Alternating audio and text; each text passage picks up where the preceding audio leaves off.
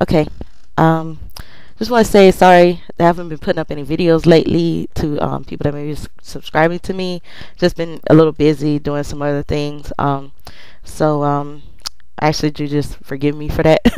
But what I wanted to do is basically make this video, real short video, on something that I have been led to do.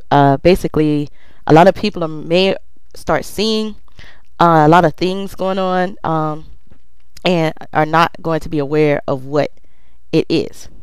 Now, the basis or the title of this video is Two Powers, One Source, and I'm hoping that's what I'm gonna name it. I might change it, but basically that is what the video is about. It's about two powers coming from one source.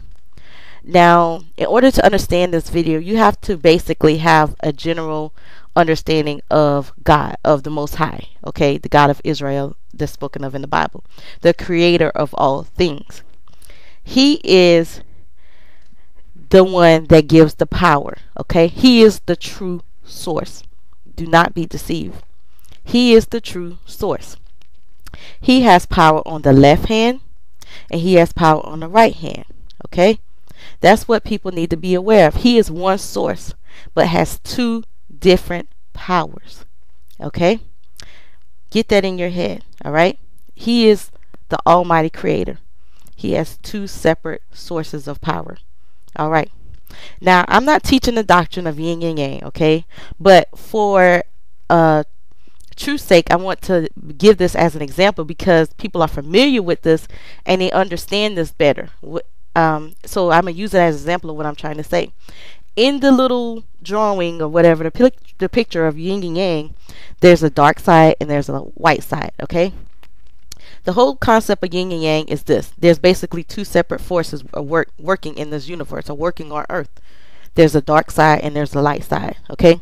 Light being people who are in the vibration of justice, truth, honor, mercy, forgiveness, love, all those things that continue creation. Okay, then there's the dark side. Okay, they also have these qualities, but they use this power for destruction. Okay, they are in the realm of destruction. You know, they're gonna do all kinds of things in order not to bring peace but bring destruction. Okay, that is their main objective. The white side is about peace and things that continue life. The dark side is about things that bring destruction. Okay, that's the basic concept of yin and yang. There's way deeper things that that I could go into about that, but that's not here and there. That's the basic concept of it. Now, I brought that out to everybody's attention to give you an idea of what people have been misconstruing about the Most High. Okay, they think that he's, like a lot of brothers say, that he's the Most High is full of grace. And that's just simply not true. He is full of grace and mercy, okay? But he's also full of wrath and envy. And you never get taught the other side of God. And the reason people don't teach that is because they don't want you understanding the full concept of who he is, so that you can keep sinning and not realize that you're sinning. Okay? That's the basic reason for you not knowing. That is what you need to get in your mind. And believe me, guys, the Most High does not play. Especially if you are called, you better be on your P's and Q's, okay? The Most High does not play with people. And I tell people this a lot and they don't listen. But I'm telling it because I want you guys to get a good concept of this. For the simple fact that there's some things that are starting to uproot on this earth.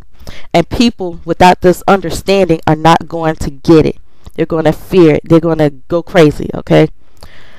So we know that Most High has two sources of power, dark and light, basically, okay? Good and bad, good versus evil, whatever you want to call it, all right? Now, I want to read you a real short scripture about Moses, okay? When Moses was going against Pharaoh. I'm coming out of Exodus 7 and 8.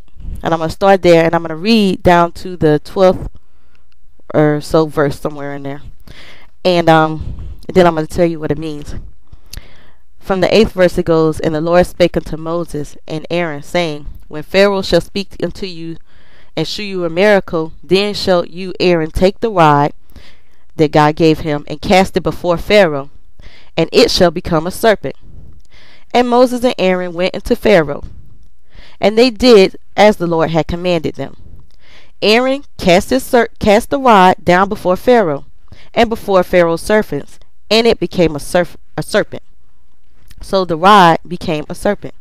Then here comes Pharaoh. Then Pharaoh also called the wise men and his sorcerers, and the magicians of Egypt, and they did also in like manner with their enchantments.